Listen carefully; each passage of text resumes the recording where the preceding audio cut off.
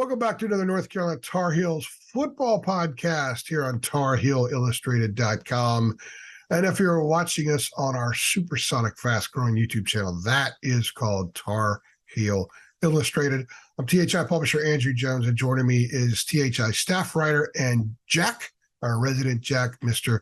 Brandon Peay. We are here for podcast number 9, the 9th and final podcast of our 9-part podcast series. How many times can I say 9 in podcast in 5 seconds span, Brandon? Previewing the 2022 Tar Heels football season, which begins August 27, Saturday night at home, 8 p.m. Florida A&M visits Kenan Stadium, and we're looking forward to that. We get to see a lot of guys in roles we haven't seen them before. So, as a guy who covers the team, that's the stuff that excites me big time. All the things that we hear people talk about in fall camp, all the things that we guess and project and all that kind of stuff, it all gets wiped away once they play a game, because then we see it for ourselves. Mm-hmm. And we will do that on the 27th when the Rattlers, one of the great nicknames in college athletics, the Florida A&M Rattlers, are in town. We're here to talk about special teams. We've done all the other position groups. We're going to hit on special teams. I think it's overlooked too often. I ran a very in-depth, healthy special teams piece in about the middle of fall camp, getting an update on where everything is. But this is the third unit. There's offense, there's defense, there's special teams. If you're bad in special teams, you're not going to win championships, period.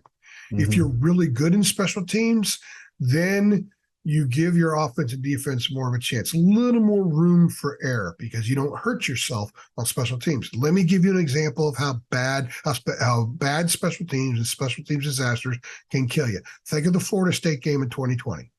Carolina's number 5 in the country. They go down to Tallahassee. Boom. They blow up on special teams out of the gate with the punts blocked, and they give up 10 points out of the gate, and that's how they lose that game. How about last year at NC State? Boom. Punt blocked right there inside the 10-yard line. Disaster. And the Wolfpack was rolling right out of the gate. And even though Carolina took the lead, boy, when that last touchdown was scored, when they blew that 9-point lead in the last 2 minutes, they sure would like to have had that blocked punt back, and they would have been in a much better situation. So, Brandon, looking ahead to special teams with the Tar Heels, the first thing that when you're a football guy, you played, you've been watching for a long time. When you think of special teams, what is the first element of special teams that must be excellent all the time to you in order for a team to be a quality club?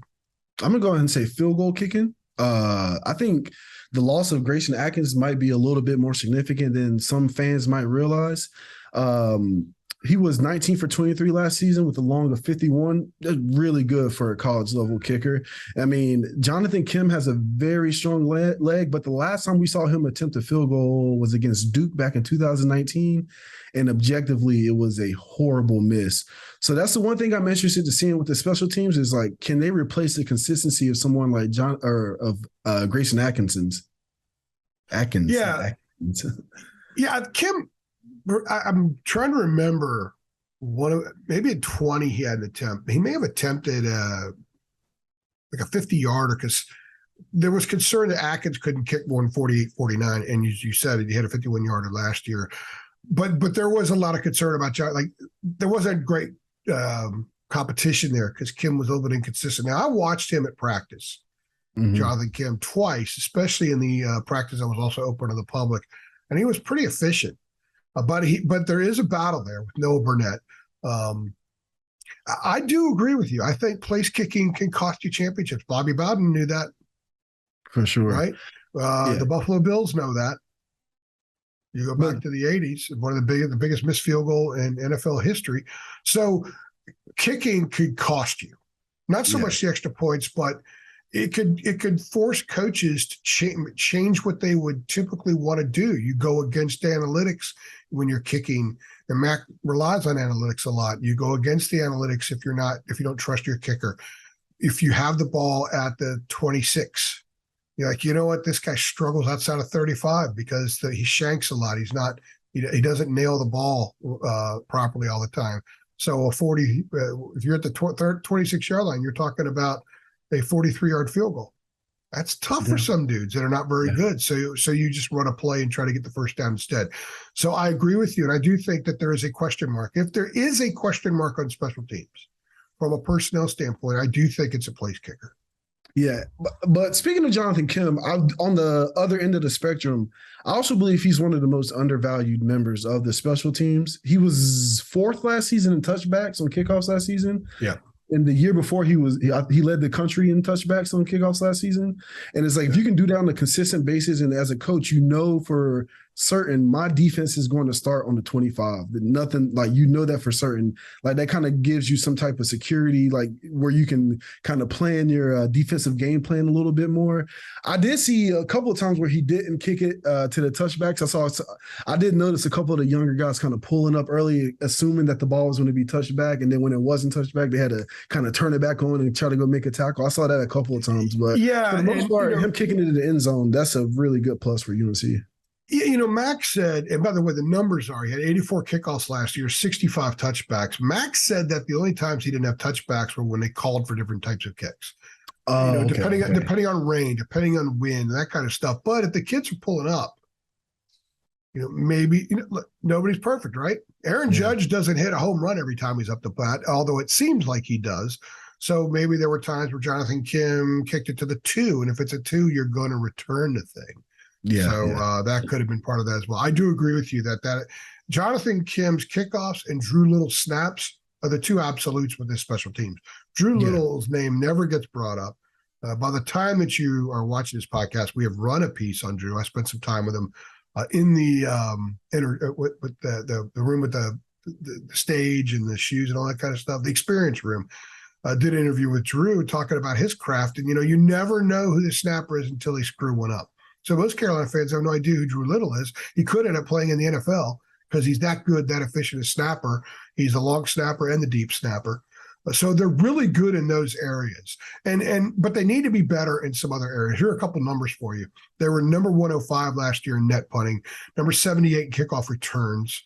Although kickoff return is sort of nobody returns anymore. Mackey even said that they're not going to prepare the kickoff return game and the kickoff coverage game for anybody unless there's something very unique that the team does, because everybody's pretty much the same now. The number 48 in kickoff return defense, they allowed 20 yards of return last year. They need to be better there. Yeah. Especially if you're going to compete for a championship. Number 106 in punt return defense, allowing 10.5 yards. Now, there was a big, like if you're number 60, it's like 10.1 yards. So there is a very narrow space between being 65 and 106. And the number 42 in punt return average, 9.8 yards. They need to get more out of their returns. The Brian Switzer days, that's 9 years ago when Ryan exploded as a true freshman. They've only had, 3 punt returns for touchdowns since. Ryan had a couple, and Daz Newsome had one, a short one against Syracuse back in 2018. There may be another one that I'm not recalling right now off the top of my head. But that kind of brings up about the return guys. We'll get to the punter here in a second, but I want to hit on the return specialist. You've got Josh back there, and Max said Josh is going to return punts. And there is some discussion on our boards about, well, should you put your only proven wide receiver, who is only 5'10", 175 pounds, back there returning punts when you need him healthy for 85 snaps on offense, or should you put someone else back there? The other guys that have been returning punts so far this fall: Dante Balfour, Doc Chapman, true freshman. Balfour, a second-year kid. And Andre Green, a true freshman. I'm a guy. There are two theories about punt return, Brandon. Do you put the guy back there that's the game breaker all the time, or do you put the sure-handed one, the one that's not going to have a snafu, not going to botch it? He's going to catch it, and even if he doesn't return, you're going to have possession. You're not going to lose the ball there, which is a huge field-flipping moment when that does occur.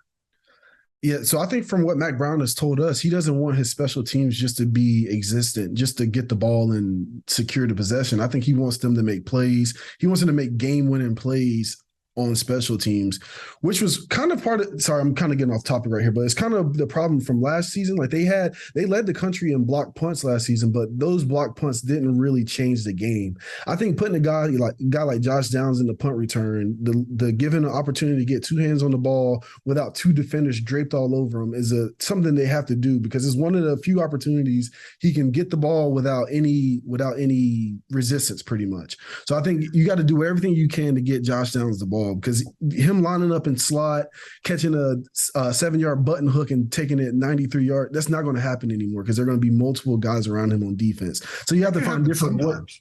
Huh? It could happen sometimes with him. Yeah. Not as consistently as it was at the beginning of the last season. So you have to find ways to get him the ball that aren't necessarily traditional. Because the guy like Josh with the ball in his hands, he can make those. He didn't do it last season, but he can make those game changing type plays, especially on punt return. I can see him being a very special punt returner. I agree with you, especially it depends on what kind of offense you have. If you have an incredibly prolific offense like in 2020. Do you maybe you don't risk it as much on the punt return, and you get the sure-handed guy there because you take possession of the ball and you're going to move. You don't want to lose that possession, that opportunity to march down the field and score because you can run. You got NFL guys that will receive, you got NFL guys in the backfield, and NFL guy quarterback.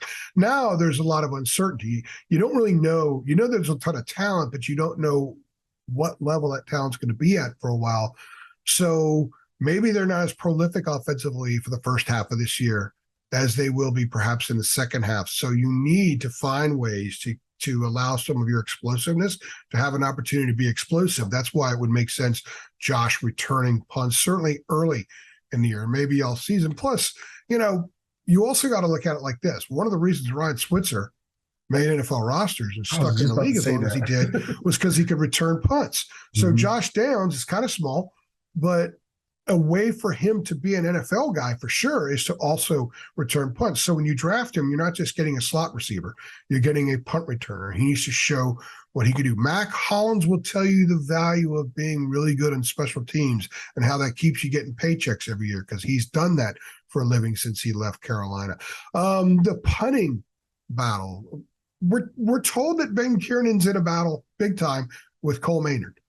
So, but Ben is on the Ray Guy watch list. He's on a couple of watch lists. He, pretty good punter. They haven't had too many issues, even though the net punting was 105 last year. I think a lot of that goes into the return, the coverage aspect of that as well. So, what are your thoughts there? I think the fact that they have a position battle with a guy that's so solidified in his position is a good thing for the depth of the position. So when Ben Kiernan moves on next season, they know they have a guy that they can trust. I think Ben Kiernan is one of those. He's a really good punter. He's a really solid guy. He's very good at the directional kicks. Obviously, they would like to see him keep it away from the returners a little bit more. You named the punt return defense, but I don't know if I don't know what they are calling, what kind of punts they're calling. So they've been working on that. They've been working on that a lot this month. And Mac even said, "Look, who's gonna get the ball away from the return guy? Who's gonna get that thing inside the 20? That's the guy that's gonna get the job." Yeah, and so, he also said he wants at least every punt to go at least 40 yards, at least 5 seconds of hang time. So he's holding them to a very, very tough standard to live up to. And I guess whichever one of these guys can live up to that standard more consistently will be the punter that we see on the 27th. Yeah, they clock everything. Here's a couple of numbers for Kiernan, by the way. In his career, 23 punts of 50 or more yards, 41 inside the 20, but 50 fair catches as well. And I think that's important because a fair catch means a little bit of hang time. Yeah. Fair catch means a little bit of depth, and a fair catch means that your coverage is all on. Everybody's got their lanes. They're controlling their lanes when they get down the field. 43.7 yards average a kick last year. Kick return, Max said, Josh isn't out there for the kick return. Well, we're not really going to do a kick return. Maybe I should put him out there. He was kind of thinking out loud when he was talking about that, but there might be a day in the future, maybe not too far in the future, where we don't even have kickoffs anymore. That would suck because the kickoff at the beginning of a big game, when the guys go out on the field, to me is one of the most exciting moments in sports. Yeah. And I've covered a lot of really cool stuff. I absolutely adore that. I think there should be more kickoffs. They're playing football. They're going to get hurt. They're going to get banged up. Play the damn game. I want to see guys. I think kickoff from the 30. Kickoff from the 25. I want to see more of that. I understand all the health concerns and everything else, but they're still popping. We're running spread offenses all over the place now. Guys are getting hit by dudes coming from a greater distance to hit them more than any time ever before in the sport. So why are we so worried about kickoffs. Now, I know people probably listening think that that's Neanderthal thinking of me, and that's old school thinking. That's okay. I admit to that. I like old school football. I'm a neck roll guy. I'm a cage mask guy. Nobody has the bar here anymore. I love the bar there. So I also like kickoffs. I like the element of the Rocket Ismail for Notre Dame against Michigan. Kickoff, boom, takes it for a touchdown. There's nothing more exciting. I love a triple that hits the corner wall in baseball and rolls a little bit, and the outfielder's got to run after it, and some dude speeds around and gets to third base. I love a triple in baseball, and I love a long kickoff return in football. I just think it's super exciting, and we don't see enough of that anymore. But I guess until the rules change, we're not going to see a whole lot of it. Yeah, I do. I believe if they don't move it back, it's going to get to the point where they just put the ball on the 25. You just start at the 25 every time. Oh, the idea of that just sucks. Yeah. It's like sucks. Especially there's a lot of dudes that get their snaps on special teams. You know, when we talk about some of these guys that haven't been on the field much in their position groups, they have on special teams. Like Ra Dearworth played like 140 plays on special teams last year. That will get you adapted very quickly to the speed of the game and the physicality of the game. There is so much value for a young newcomer to be on the field on special teams because it is the awakening. Oh, so this is college football. You get that on all the different special teams, especially the punt return, punt team, and the kickoffs and kickoff team, because of the distance that everybody's running and the speed that they generate. That's absolutely the case. I would hate to see it go away, but Carolina's in really good shape with Jonathan Kim kicking to the end zone, so there are no fun punt returns or kickoff returns for the opposition. And as far as Carolina goes, some of the same names back there for the kickoff return. And by the way, JQ Conley got injured last year on the kickoff return against Wofford. So that's another thing people will bring up. I'm not sure you put your anchored starters, especially defensive guys in the field in those positions in that situation. You let the younger guys return. They have some young talent. Stick it back there and let it return. I think heading into this season, the UNC special teams are in a really good position.